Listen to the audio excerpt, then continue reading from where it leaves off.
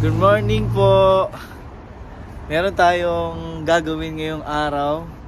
Magpapalit tayo ng gulong kasi meron tayong journey na malayo-layo. So samahan nyo ako. And sorry po kasi hindi na ako nakakapag-upload ngayon. Pipilitin kong magsipag mag-upload ng mga vlogs para updated kayo sa nangyayari dito sa Australia at sa mga pwede pang nating ibigay ng mga idea about dito sa Australia. Kaya samahan nyo ako. Andito nga pala yung sasakyan ko. Andito sa likod. So nakaschedule tayo for ayan. Naka-schedule tayo for palit gulong 4. Kasi may biyahe tayo going to Sydney. So Brisbane, Sydney, then Sydney to Adelaide. Tapos meron pa malayo pa po. So ang biyahe dapat ay 3 days. Kaso dadaan ako dun sa kabatch ko na Coast Guard sa Sydney. So makapagpahinga ako dun. Samahan nyo ako. So magpapalit tayo ng gulong. Sana sipagin na tayo mag-upload araw-araw para makita nyo yung anong nangyayari dito sa akin. Maraming salamat po sa mga hindi nakakalimot. At saka po yung mga followers ng Pugong Biyahero Team. Ayan. And sana tuloy-tuloy na yung ating pagbablog dito. Pasensya na kayo, masyado tayong madaldal. Gusto ko lang sanayin ulit sarili ko mag-vlog. Sobrang tagal po, halos 6 months ako hindi nakakapag-upload. Okay, let's go. Dito tayo sa Bridgetown. Yes, we have to fill it up.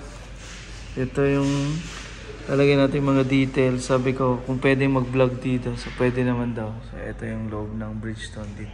Wollongabba. They have a lot of wheels and tires. You can check out here. Yeah. So sulat muna tayo, pa-English tayo kasi may mga ibang tao. So name natin ay Lord Cartoneros.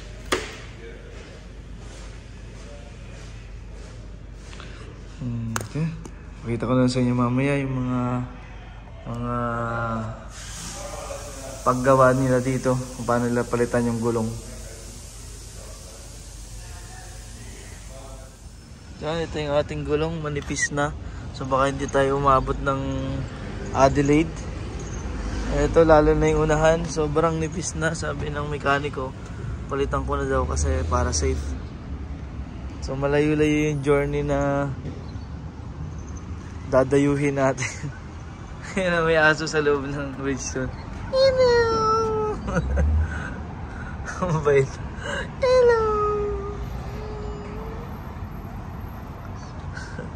Hello! Ang cute. Yan. Ayan na! Gastos na naman tayo.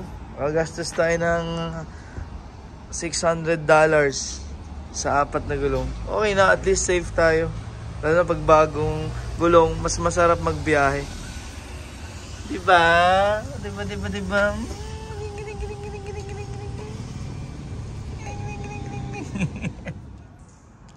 Nakasalang na ako si Honda Guapo.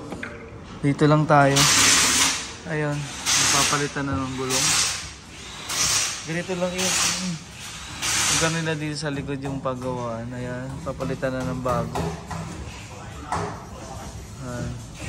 Sina boss, busy. Check natin mamaya kung mga ayos yung kanilang pag-bolt. Yan ang ating Honda Pogi. Hindi pala Honda Jazz pala yung si Pogi. Jazz Pogi. Ito si Honda Guapo. Hintayin na lang natin matapos. Solid yung mga galawan dito siguro. Ewan ko kung mga sanay na to. May tropa tayo dito.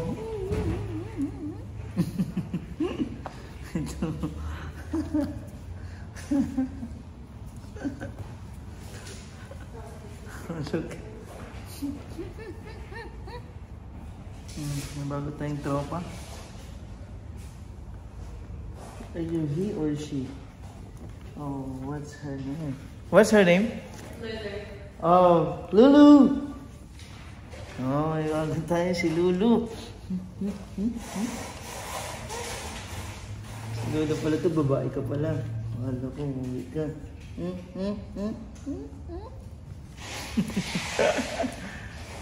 Hindi ka paglaro mo na tayo kay Lulu. Lulu.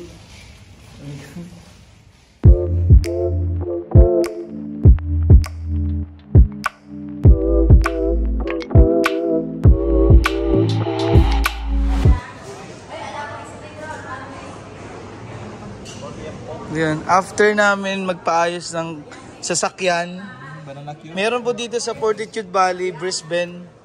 Sa ano lang to, mismong station. Marami silang mga dessert. May kasaba cake, which is 6 pesos po. 6 pesos po ito. Tapos may turon na banana, na merong langka, tapos banana Q, at merong mga ano, wow!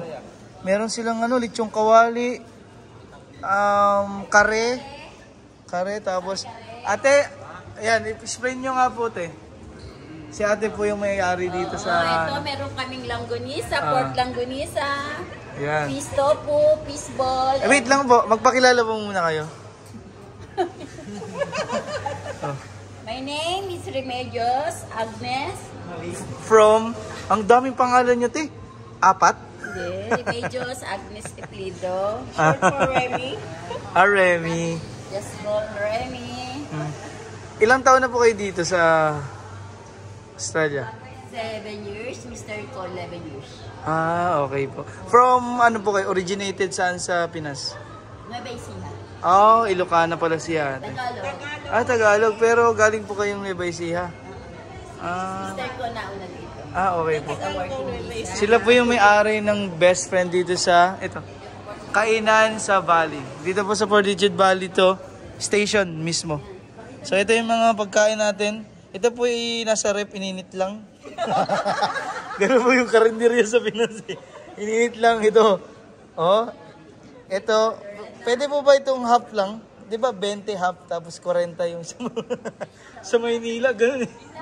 Ito po. Ay wow, with rice na po. Murang-mura dito. Kaya po kayong gutom na at gusto niyo pong kumain. Nagdaan kayo ng station ng Fortitude Valley. Nandito po si Ate Remy. Napakamura yung mga binibili niya, binibenta nila.